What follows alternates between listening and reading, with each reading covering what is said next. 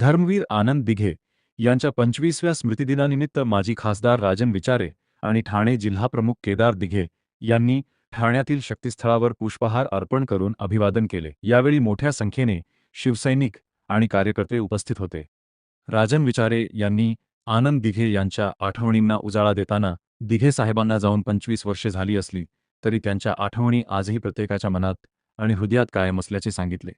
दिघे साहेबांनी असंख्य निष्ठावंत कार्यकर्ते घडवले असून सर्वसामान्य कार्यकर्त्यांना गल्लीपासून दिल्लीपर्यंत पोहोचण्याची संधी दिली असेही त्यांनी नमूद केले।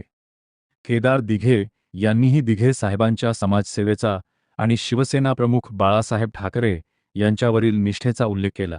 दिघे साहेबांना खरी श्रद्धांजली देण्यासाठी शिवसैनिक शक्तीस्थळी नतमस्तक झाले। त्यांच्या आशीर्वादाने ठाणे जिल्ह्यात चांगले कार्य करून सर्वसामान्यांना न्याय मिळवून देण्याचा संकल्प यावेळी करण्यात आला। मला वाटतं दिघे साहेबांना जाऊन आज 25 वर्ष झाली आणि एक दिवस सुद्धा असं नाही की दिघे साहेबांची आठवण झाली। आज तुम्ही बघितलं असेल दिघे साहेब सर्वांच्या मनामध्ये हृदयामध्ये आणि सर्वत्र आहेत। म्हणजे तुम्ही बघितलं असेल सण असो किंवा काही असो, दिघे साहेबांची आठवण केल्याशिवाय कुठलाही कार्यक्रम सुरू होत नाही।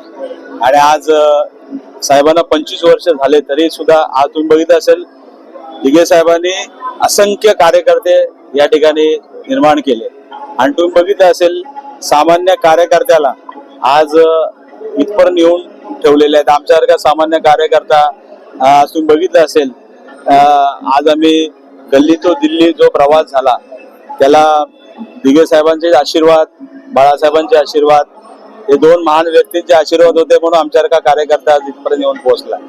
आणि तुम्ही बघितलं तर असंख्य कार्यकर्ते असे निष्ठावान कार्यकर्ते साहेबांनी निर्माण केले आणि दिघे साहेब शेवटपर्यंत या 4 अक्षरासाठीच प्रामाणिक होते आणि तुम्ही बघितलं असेल शेवटच्या क्षणापर्यंत दिघे साहेब हिंदू हृदय सम्राट शिवसेना प्रमुख बाळासाहेब ठाकरे यांच्या बरोबर होते।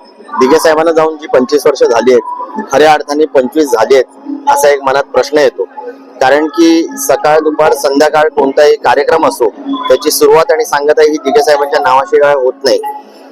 आतोनात निष्ठा, प्रचंड प्रेम वंदनीय बाळासाहेबांप्रती आपल्या समाजाप्रती देणं लागतं।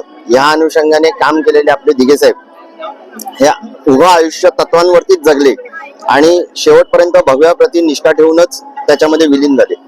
खऱ्या अर्थाने दिघे साहेबांना श्रद्धांजली देण्याकरता आज आम्ही या शक्तीस्थळावरती नतमस्तक होण्याकरता आलेलो आहोत। दिघे साहेबांना चरणी एकच प्रार्थना आहे की सत्याचा कधी विजय व्हावा। त्या अनुषंगाने आमच्या हातून एक चांगलं कार्य या ठाणे जिल्ह्यामध्ये घडावं आणि तुमच्या आशीर्वादाने लोकांना न्याय कसा देऊ शकतो याकडे आमचं एक चांगलं सत्कार्य घडावं।